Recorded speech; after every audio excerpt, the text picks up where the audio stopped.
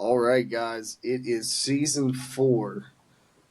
Should be week 0, but it's week 1 of Blitz Creek. You've been asking. It's taken a minute because things haven't went the way they're supposed to, but we are here. Um, didn't think I had the equipment. Let's hope this gets posted by the end of the day. First off, we'd like to thank our main sponsor. Of course, we're not there, but that would be Old Town Barbershop. We appreciate Corey. If you need a haircut, you need anything done, please get on and download The Cut. It is an app, and it is what he is using now. So if you are online with us, we're pulling it up. We've got it here. I can't find my camera. The Cut. And you can book your appointment on there. If you're getting a beard trim, you can almost get in any time. You can book in advance. If you need to know when Corey's available, download The Cut. It'll get you taken care of. It's the only sponsor we got going on right now. So if you want to be on the podcast with us, let us know. Now, really quick, we had a couple of games that happened last week. Before this week, we had week 0. In week 0, we had Grayson County who traveled to Eastside. I thought it was a benefit game, but I looked it up to make sure. Grayson goes to the Spartans and loses 14-3. Then you had Holston travel to Southern Gap for their home opener, and that was a 22-6 win for the Golden Eagles. I'm going to give the big one last. Richlands traveled to V High. That game looked like it could have been a game, and I guess we'll discuss that a little bit more when we go into Richlands. But that was a 21-6 win for the Bearcats. And then single A, Rye Cove travels to Lord Botetourt, who is 3A, and gets a win 12-9. So there are week 0 scores. Those were the games that I caught. If anybody else played and I didn't catch it, I apologize. But now we are going to move into week 1, starting in the Southwest District. But before we do any of that, we haven't introduced him. It's the man, the myth, the legend, Josh Thompson. How are you this morning? I'm doing good, Glenn. How about you? Coming to you live from an undisclosed black site somewhere in the heart of Appalachia. That's right. Yeah, the week 0 games have been confusing over the last. Well, this is what the second year they've allowed you to play a week 0 game, and we're just so used to having benefit games and seeing all the benefit games in week 0. And then all of a sudden, someone sneaks up and someone's 0-1 and someone's 1-0 going into week 1, and you're like, oh, I thought that was a benefit game. So, yeah, there's some interesting games that went on last week, and some of them I knew about, and some of them I was surprised with. I think I was surprised not just with the fact that Rye Cove beat Lord Botetourt. I know Botetourt's kind of in a rebuilding year. They've got a lot of young kids up there in Botetourt County. But I was more impressed with the fact that it looked like Rye Cove was just kind of reloading for another run at it. So yeah, interesting to see that, and excited to get into week 1 games and predictions. The Rye Cove Eastside game looks like it could be fun. Definitely. It was last year, I guess twice, and will be again this year, maybe twice. That's right. Right now, as long as they don't change their mind, they got a Mountaineer offensive lineman. So let's get into the heart of it. Starting tonight, if I'm able to get this posted, we're hoping, because I don't have all my equipment. But starting tonight at 7 o'clock in Holnaker, the Lebanon Pioneers travel to take on the Honaker Tigers. Yeah, so I think this will be sort of a benchmark for Lebanon more so than Honaker, I think, just to see what Lebanon's got after what everyone kind of thought last year would be the year that Lebanon really competes. It's interesting. It's interesting because Lebanon's kind of dominated this series, and you wouldn't think so, given the fact that Honaker is perennially so good. But Lebanon's dominated this series, and I don't see why they wouldn't this year. I think Honaker has to prove a few things to me, while Lebanon, I think, has some things to prove, knowing that they've got a somewhat of a different team than they've had last year, with expectations being a little bit different, though the expectations and talent level may be different. The target's still on their back, given the fact that they were as good as they were last year and kind of fell apart towards the end of the season. So I think the interesting part with this will be how potent will Honaker be offensively? Can they stop anybody?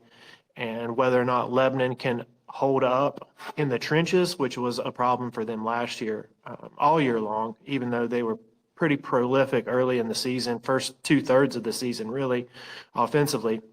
We'll see if they can keep that pace, but I still like Lebanon in this game. I like them 21-13. So last year, this was a barn burner until the wide receiver gets hurt. It was a back and forth game. Um, Lebanon, of course, like Tazewell, loses Mike Reese. He's now playing in another red uniform for UVA Wise. Um, they do have the running back that I've always said reminds me of a running back from West Virginia. But the unknown is their quarterback. What's he look like? Can he move the ball like Mike Reese can? Um, but at Honaker, we had a freshman last year moving the ball. He's little, but he can move the ball. If as long as he's got his wide receivers healthy, they should be fine. They are healthy to start week one. Lebanon has some unknowns to me. I like Honaker 28-14 in this one. Yeah, I like that too. I think it'll just be interesting to see who can score. Can Honaker proved that they can score last year, but these are different squads, and I'm not sure if well it'll be interesting to see how prolific the offenses can be, how efficient they can be. Right.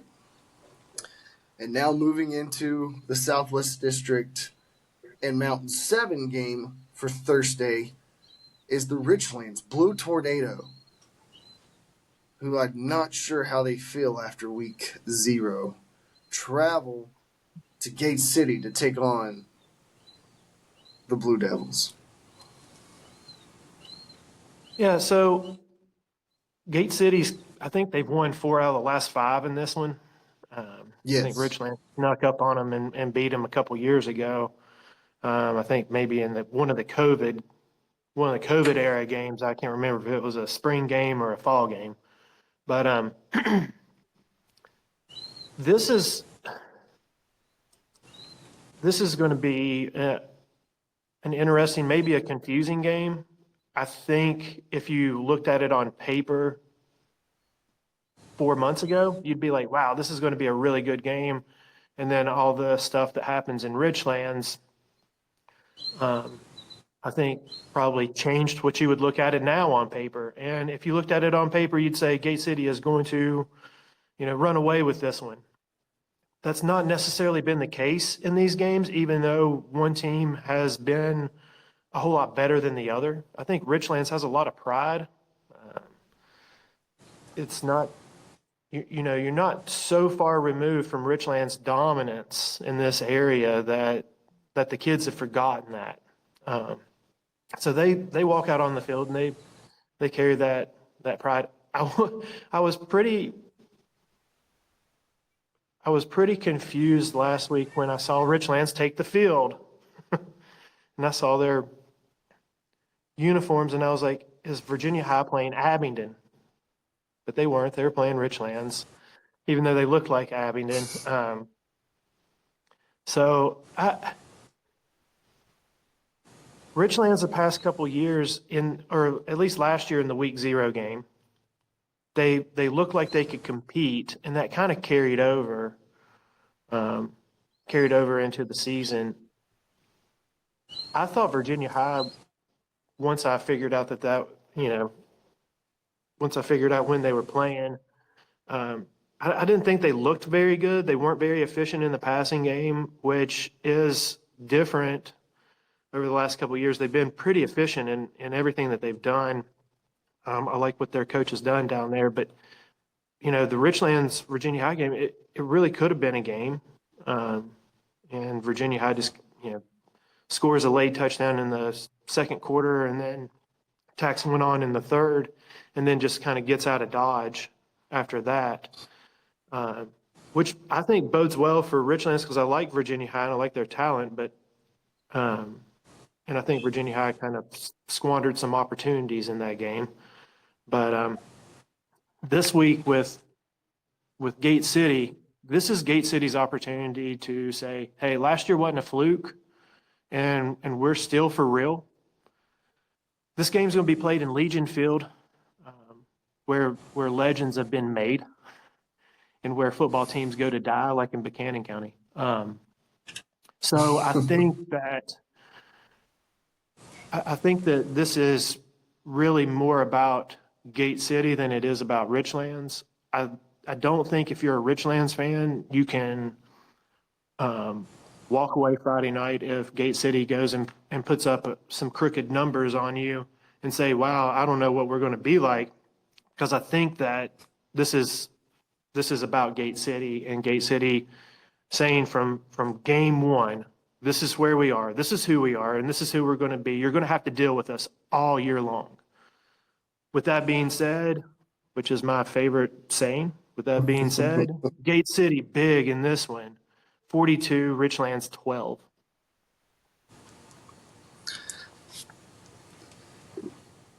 Richlands had a lot of hope in the beginning of the off season. There was a coaching change. Why there was a coaching change, not getting into that on this podcast. There was some movement after the coaching change. There may have been a couple of boys who did not get approved to leave Richlands High. I don't know. But there was talk that they may have been elsewhere. But they're wearing the blue and white. And that's what they should be doing. Don't get that wrong. But from there, on Friday night, we see Capshaw go down with an injury. It was the same leg where he has his ACL tear. They're not sure if it was just a sprain or if it's something else. So is he going to be able to start against Gate City? You have a freshman right guard who had a apparent injury. They stretched him off. I'm hoping he did sit up. I'm hoping he had a concussion. It's just something minor. But his name was mentioned a lot in the beginning of that broadcast. And then after the injury, that goes away. They have a kid that's never played quarterback at quarterback unless Capshaw comes back. Something that the radio cast said, and I know a lot of people have talked about, and I'm saying this just to show what it's going on right now.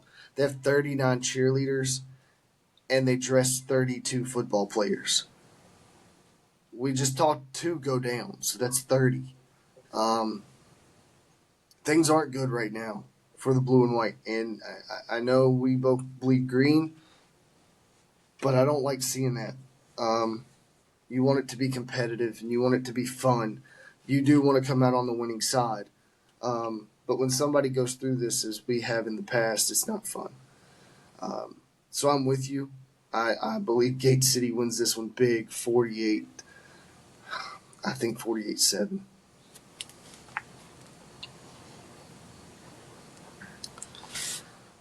Now, Yeah. we're going to add some single A games into this just for the fun of it. Before I say that, Tazewell is in a bye week for opener. We do not play. You're not going to hear anything about the green and white. We're not going to talk about the benefit game either, even though there at the end we kind of came back. But we are going to add some single A games. One single A game is because they play Mountain 17, but the one we're going to go ahead because it's two single A teams. We're going to show Northwood some love this year. So Northwood will be on here every week now. Northwood travels, the Panthers, by the way, travel to Twin Springs. How do you feel about that, Josh? Well, over the past few years, Northwood struggled, but we're going to give them some love. Twin Springs has been kind of an up and down and I say up and down. They're middle of the road, so that, kind of mid tier to upper tier, upper third of single A Region D over the past few years. I would say that just given the recent track record of both programs, and this is not me doing a deep dive into all of this, but the track record of both of these programs over the past 5 years is kind of divergent. And Twin Springs is, gosh, they've hosted playoff games in the past couple of years. They beat Chilhowie in an absolute thriller, I think 2 years ago, in the first round of the playoffs. That went to overtime, and there were some penalties that were called, and all kinds of hoopla around that game. And it was a great game, great playoff game, great atmosphere over there in Nicholsville. I think the atmosphere in Nicholsville is fun. I've actually refereed a football game over there one time when they were really good, and that was a long time ago for me. But I think that Twin Springs probably walks this one a little bit, 31-7. Well, I didn't put them on the podcast to not show them some love. Northwood's kind of got the Twin Valley Panthers type deal going on, some purple and silver and black going on. I don't know.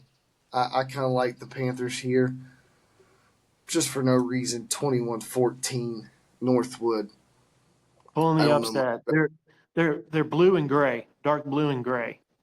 There we go, dark blue and gray. I'm sorry, I thought they were purple, but there you go. It's dark blue. Give, Yeah. Giving you some love in your dark blue uniforms, while you'll be wearing white as you travel to Twin Springs. All right, let's get into Mountain 7. I'm reading my notes backwards, but the East Side Spartans travel to Wise to take on the Central Warriors. Where do we stand? This is 2 years ago. What a game. I think it was 2 years ago. It was a great game. I think it was like 21-19. Eastside came back and won, scored like 14 straight points or 2 straight touchdowns in the fourth quarter, I think even. And then last year, it wasn't much of a game, even though I really thought that Wise would play better than what they did. And then the rest of the season was just rough on Wise. These are also 2 teams going in divergent paths. Eastside is looking to make a run at the state championship game. Whether or not they can make a run at winning a state championship is a different thing. We'll get into that much later. But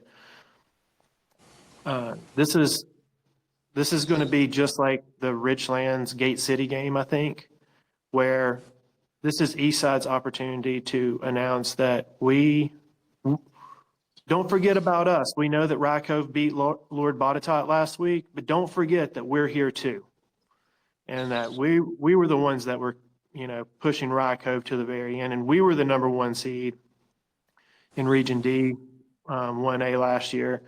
And this is ours to take and for everyone else to try to come and get.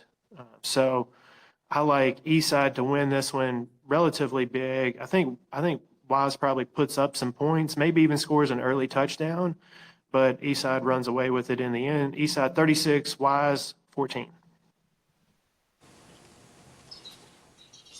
So I'm not going to beat the horse to death. Yeah, 2 years ago, you thought this would be a game. I'm just going off of memory. And you picked Central. I picked Eastside, and that's when Eastside came back by 2, or down by 2 to come back. I don't really remember much about last year except I think we both took Eastside. And it's no different this year. Central's still down. The green and white looks good on them. They look like Michigan State. And they're going to roll in this one. I like it 35-12. Is that 4 field goals or 2 touchdowns with missed PATs?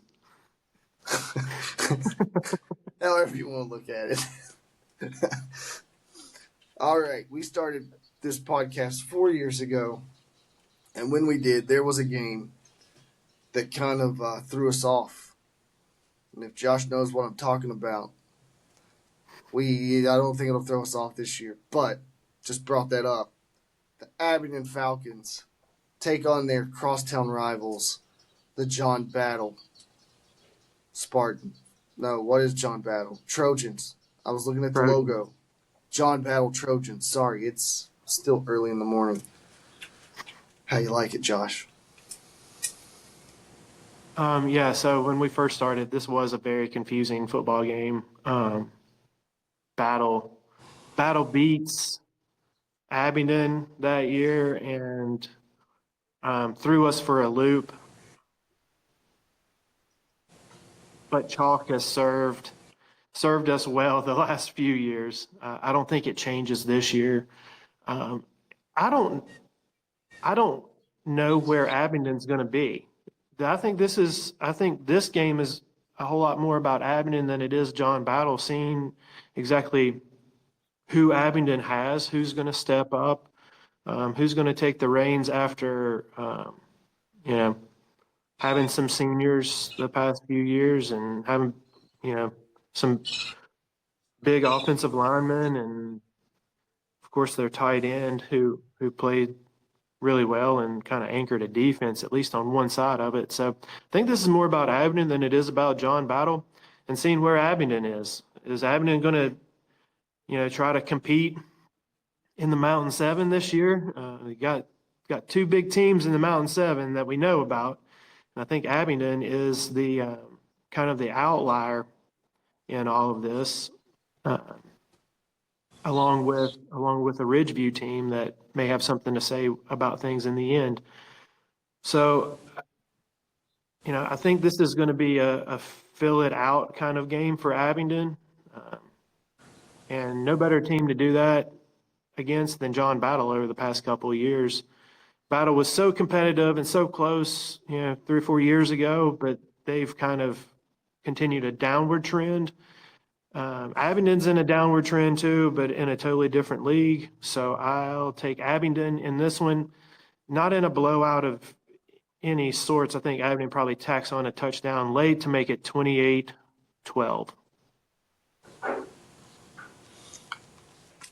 Talking to the guy I know who coaches baseball down there, he said their quarterback is a little brother of a past quarterback. And when I say past, it's like past 2 or 3 years. And he says he's better. Apparently, Dad played for Abington as well as a quarterback, so it's in the blood. As much as we love John Battle, Jimmy King's a good dude. He's not playing in this green and white. He did play for Tassels, green and white. Was a quarterback there too, just throwing it out there. But I don't think that John Battle can stop Abingdon for one, and I think Abington's got too much. I think they show why they're close to 3A this year. I think it'll be a blowout 41-14 Abingdon. Now we move into the Lee High Generals that are 5 stars travel to take on Lord Botetott's ex-coach, wasn't their head coach, just a coach, at the Union Bears. Lee got a chance. You know, you would like to think that I could give some statistical analysis into what gives Lehigh, the 5-star generals from Ben-Hur, a chance in this one. I think this one rolls the same way that history has rolled over the past, since we've been doing the podcast. And Union has a lot to prove. They've got a ton to prove. They have a coach, and from what I've heard from the preseason, benefit game type stuff and everything, that their football team has taken the attitude and the well, I don't want to necessarily say attitude, but the persona of their coach. And Jamie Harless is a blue collar, roll your sleeves up, pull your, tighten up your bootstraps, hard-nosed, old school, if you want to say it that way, old school type coach. And Union has seemed to taken the persona of that. Now, they've always had the opportunity to do that because I think that's the type of blue-collar, hard-working kids that they are down there. But they've been a little finessey, at the same time too. They still like to get in that T formation that Appalachia absolutely dominated with in the 70s and 80s and even in the early 90s. But this is way more about Union than it is Lehigh. Lehigh, no matter what happens on Friday night, just move on, because I think that Union is going to do the same thing that they've done over the past few years, and Union is going to absolutely announce that, we're not going to stop because of what happened last year, and we're going to continue to roll, and we're going to be even better because of the type of coach that we got.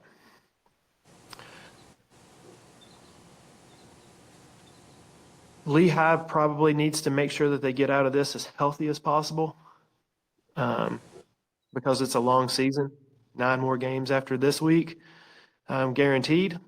And with that being said, Union 52, 5-star, 0. Oof. So, Union loses Bostic at quarterback. Union loses Chandler at running back. You have Mike Reese and Chandler at UVA suiting up side by side. You lose your head coach. You bring in a new head coach. But over there in Lee County, it's just quiet. They come and have a benefit game against Homeacre. They have a young quarterback who is eager and ready to prove that he belongs. There's some cohesiveness there, and the Lee County Generals are ready to prove why they are 5-star. But I don't think it happens this game. Sorry. trying to build up there. Union rolls in this one 42-7. Yeah, you gave him some love, man. You gave him some love. Was that an early touchdown or a late touchdown? Late touchdown.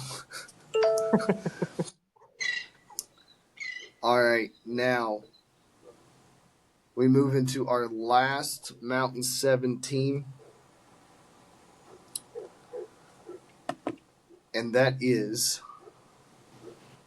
Ridgeview, traveling with the pack to Southern Gap to play the Golden Eagles. Do they have enough to keep this game safe? Well, are you talking about for the crowd or are you talking about for the players? Because I would say that I'd say that the atmosphere at the top of Southern Gap is going to be exciting. And when was the last time that, in all honesty, when was the last time you could say that about Grundy? It's been a while, and kudos to them for consolidating. I won't get into that conversation because it's not worth having right now. But what an impressive school that they have, and you're looking at two counties that basically, you know, two counties that did what they needed to do in order to give their kids the most amount of opportunity possible academically. And because of doing that, they gave themselves opportunities athletically as well. And I think the atmosphere at the top of the mountain there is going to be even electric. There's a newfound sense of hope for Grundy and Hurley, and they've had some good football teams in the past 10, 15, even 20 years, but none of them have amounted to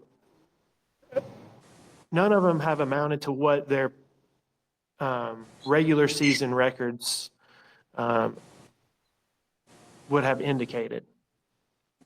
I think this is going to be a fun game, an interesting game to keep track of, because I think that a lot of people are out there saying, now that Grundy and Hurley and Twin Valley have consolidated, that they're going to, this is their chance to really compete. They're one of the biggest schools in AA now. They've got over 750 kids. They're pulling from 3 different football teams. They're going to get the best of the best from all of those, as well as everyone else, which gives you numbers, which is something that's underrated, I think, from just a regular casual fan standpoint. Numbers matter.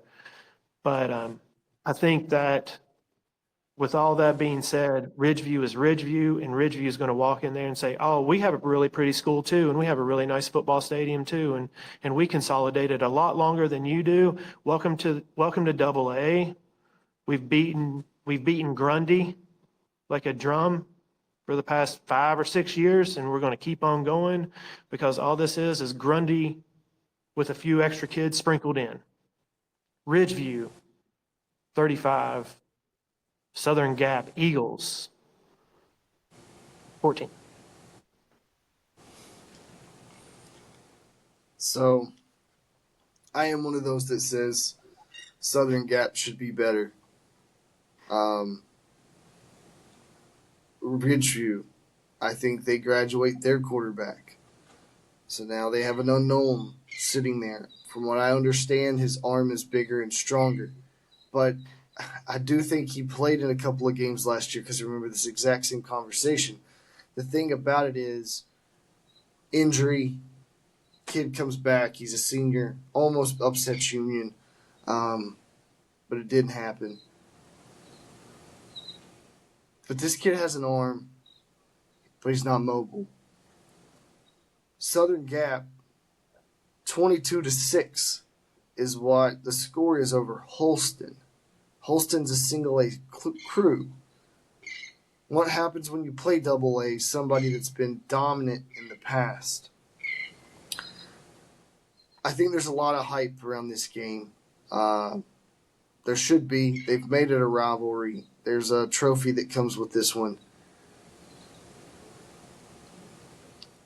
You know where I pick when it comes to Ridgeview. But I think the Golden Eagles get an upset.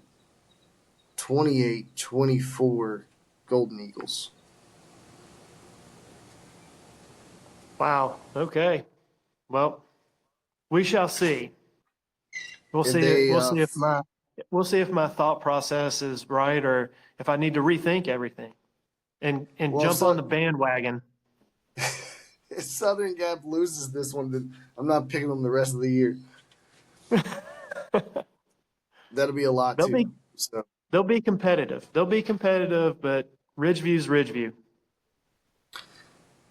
now we move fully into Southwest District mode, where the Bearcats of Virginia High travel, where this is always a game. Always a game. And there's a new logo and uniform happening with the Patrick Henry. I can't think of their name right now. Sorry.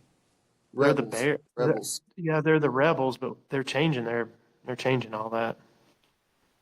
Did they change it this year? I don't know. We'll find out though. I still think they are the Rebels, but yeah, new logo, new everything over there. So did the Bearcats take care of business? I think they should. I think that. I also think that having a week zero game under their belt is going to be beneficial. I know that there's been some barn burner type games in this rivalry, and I say rivalry just because they're so close together. They're not but Mm-hmm. 15 miles apart. So I think Virginia High is going to have to be a little more efficient on the offensive end. They Their quarterback didn't throw for a high percentage last week against Richlands. I think they missed some opportunities. They need to take advantage of those. I think they can against Patrick Henry. I like Virginia High 28, Patrick Henry 12. So I really don't know much about either squad, and V High just played. There was a lot of um, motion and trying to get wide receivers around the end instead of just handing it off and going up through the gut. Does that speak to your offensive line can't move people as much as you think they should? Um, I think they were playing with a backup quarterback because I think their starter is left handed and the backup was left handed. If the starter is there, maybe things change. Um, but they did play with a backup against Richlands. That just all came back to me. If you know music, songs playing in your head right now. Um, but Patrick Henry's an unknown. A couple of years ago, they take V High to overtime with rain at Patrick Henry. I think with V High having one game under their belt, I like V High, but this is how much I trust this. 21-20 Bearcats. We'll see if that's the case. Then I would say that uh, not good news for Virginia High, and Patrick Henry's going to be competitive. Right. Our last game until we get to the big game, and everybody knows who the big game is. We have Chilhowie, the Warriors, taking on the Scarlet Hurricane of Marion. All right, so Marion's got to find their identity. Um, everyone's 0-0. Everyone's got a clean slate, and this is Marion's opportunity to, basically say we're not just going to be the cellar dweller that we've been. We're going to be competitive. We're going to come out and we're going to play hard. But this is also Chilhowie's opportunity to say that last year wasn't a fluke, which Mm-hmm. seems to be the theme of week one on Blitzkrieg. Who were we last year? And can we continue that success and build on that momentum that we built from last year? This is Chilhowie's opportunity, one, in a huge rivalry game for them, because Marion is the big brother, even though Chilhowie has won and kind of dominated this series in recent history. Chilhowie has a chance to say, being the 2 seed last year wasn't a fluke. We're here, and you're going to have to deal with us all year long, just like Eastside and Rye Cove in single A. So as much as I'd like to give Marion all the props, this game for me is more about who Chilhowie is, who they're going to be, and can they continue the momentum that they built last year. I think Reed, their head coach, does a really great job down there. They've got a bunch of young guys. If they can stay healthy because they're thin, Chilhowie has a really, really good chance of having something to say in Region D, Single A. And I think they start that. I think they start that narrative on Friday. I like Chilhowie to win in a not so blowout, but not so close one. I think they win 27-19. So I'm kind of in the same line as you. They put 35 on Tazewell in a benefit game. Now, whether we had our starters in the whole time, I didn't watch it. Been out of town for 2 weeks, but not sure what happened there. But Chilhowie looked decent. With all that being said, 24-17 Warriors. And now, it's time. The time that everybody's been waiting for. The big game of the century. Northwood Twins Parent. Just kidding. The Graham G-men travel, not their home stadium anymore, to Mitchell Stadium, where they will be the visitor to take on the Bluefield Beavers. And before we get into this, if memory serves me well, Graham goes to state, Bluefield goes to state, but Bluefield won this game last year. Josh?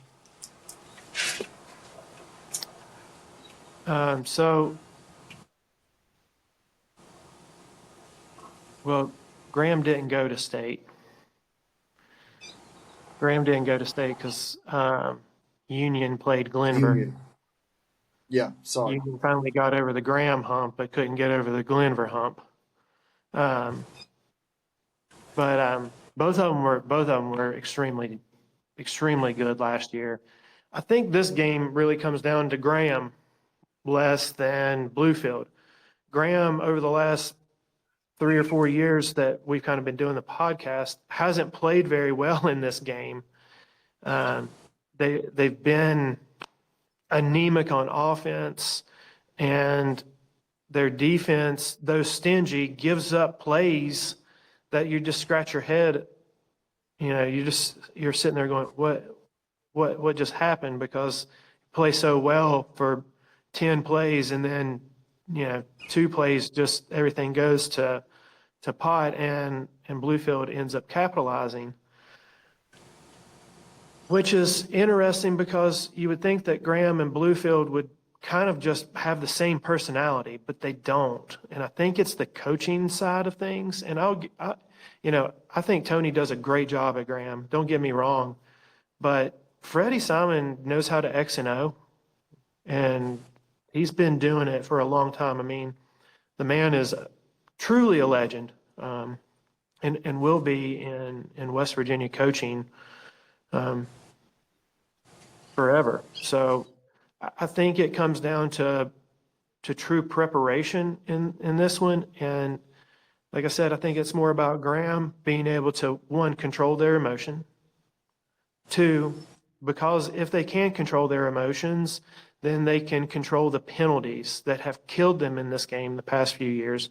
And if you can control your emotions and your penalties, that helps you deal with turnovers because it doesn't put you, one, behind the sticks on offense, and it doesn't give Bluefield's offense a free first down when you may have had them behind the sticks.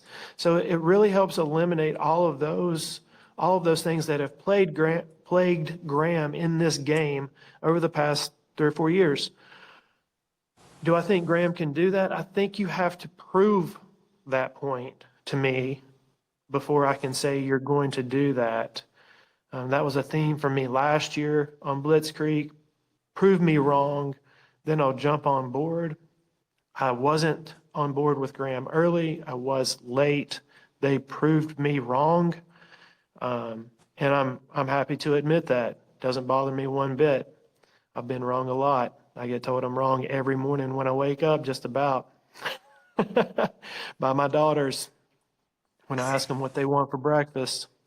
Um, so, I think Graham really has to prove to me that they're mentally prepared, disciplined enough to beat a Bluefield team that's returning basically everybody from a squad that should have won a state championship game last year and gave it up late in the fourth quarter on a trick play. So I'll take Bluefield in this one, close and low scoring. Bluefield 19, Graham 14. So we have Big Brother Palmer, who is a senior, has committed to ETSU. We have Little Brother Palmer, starting quarterback this year. Did he start last year? He was in there at quarterback at some point in time against. He played a lot. So he's starting quarterback from what I understand. But there's still some unknowns. You lose your go-to in Lily. There was another kid that they had that they rode like a horse. But this is Palmer's time to shine at starting running back. And you have AJ. If you don't know who AJ is, he has all the genes. Last name's Bradshaw. So he's also in the backfield, and he is like lightning. He's not built like Daddy, but he has speed like Dad. So you have all that going for you on the Graham side. And the thing about Rich or Bluefield is they're hyped for this game. They've been hyped every year. But they also have a quarterback who last year was phenomenal. And he's back. I think he's a junior. So they didn't lose much on that side. We talked about how they were young and they were getting beat up the year before. People were down on them. Last year they make it to the state playoffs. They don't win in the final game. But I think this is a redemption year for Bluefield. But a redemption year doesn't mean the first game. The first game is the biggest rivalry that they both see. But I think it'll be a back and forth game between each other. I do think it'll be a higher scoring game. I like this game 35-28 Bluefield. Yeah, I think this is going to be an exciting game. I just think it's way more about Graham, and it really has been way more about Graham the past few years than it has been about Bluefield, and just whether or not Graham can kind of control everything from the beginning, and that's the mental, the physical, and the discipline side of the football.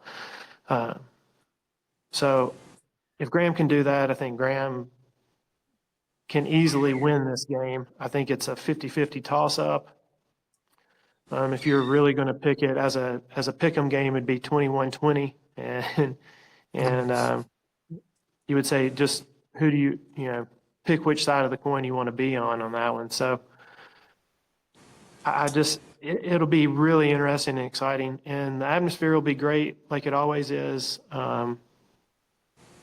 Yeah, it's it'll be interesting to see how Graham responds to all of this, and whether or not Bluefield can basically say from the first kickoff, West Virginia, be prepared because we're back. Mm-hmm.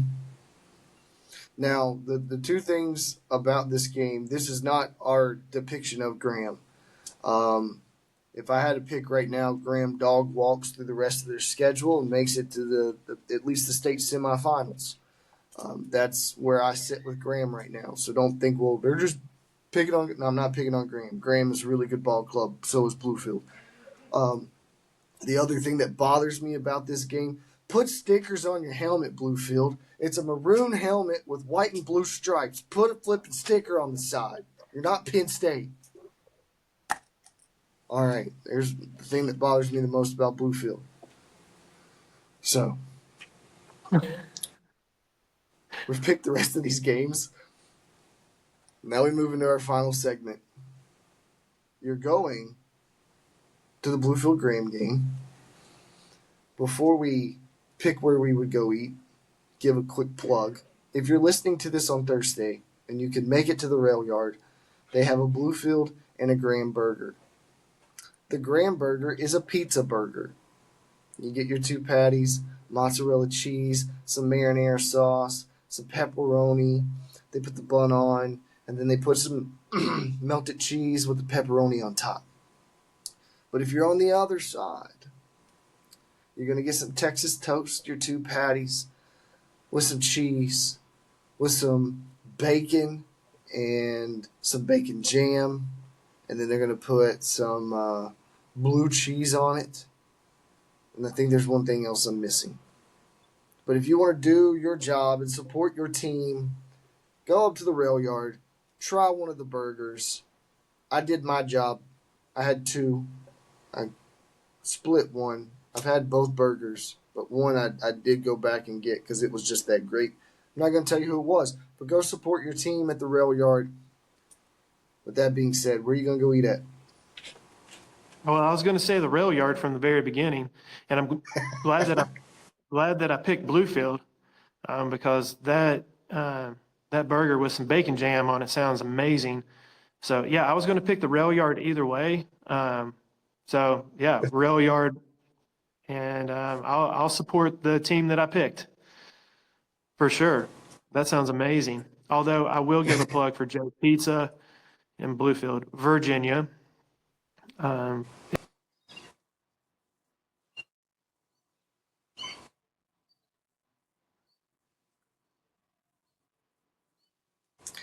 So there you go. I took Josh's place to go eat before I gave a plug to the rail yard. Josh took mine. I was going to go to Joe's Pizza. And if you want to know about Joe's Pizza, Southwest Chow Time on Facebook is getting ready to do a review on Joe's Pizza. I'm anxious to hear what he's got to say because I've not had a bad meal at Joe's Pizza. So there you go. That's our picks. There's our place to eat.